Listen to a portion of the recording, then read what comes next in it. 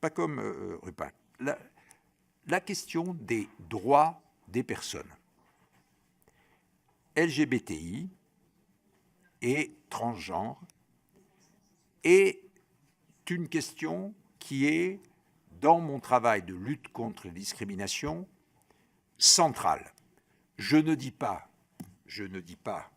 en nombre de réclamations majoritaires ou extrêmement nombreuses, mais je dis centrale parce que naturellement, elle implique la conception que nous avons de l'égalité et de la liberté.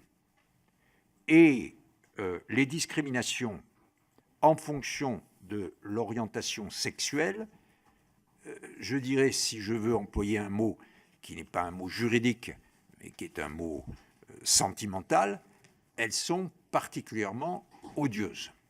Et donc, j'entretiens des relations avec les associations compétentes, un comité d'entente est consacré à ces questions, et je m'efforce de prendre, chaque fois que je suis saisi, des positions conformes à l'égalité. Je prendrai un seul exemple.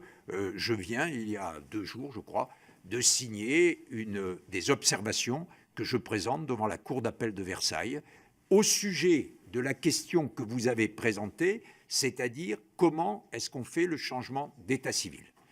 Le tribunal de Versailles a fait une application restrictive de la loi Binet de la fin de novembre 2016 et il a exigé des preuves médicales qui, dans cette loi, ne sont plus exigibles.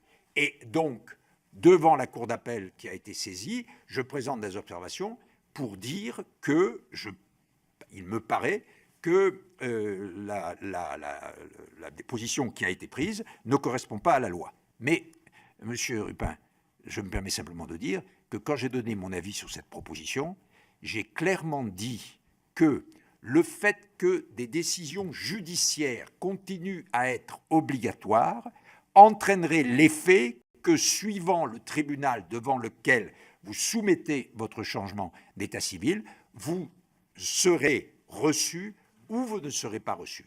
Et je pense que la proposition que j'ai faite et qui est mise en application dans beaucoup d'autres pays d'ailleurs, c'est-à-dire un système déclaratif ou administratif qui évite en quelque sorte la disparité judiciaire, paraît probablement la meilleure solution.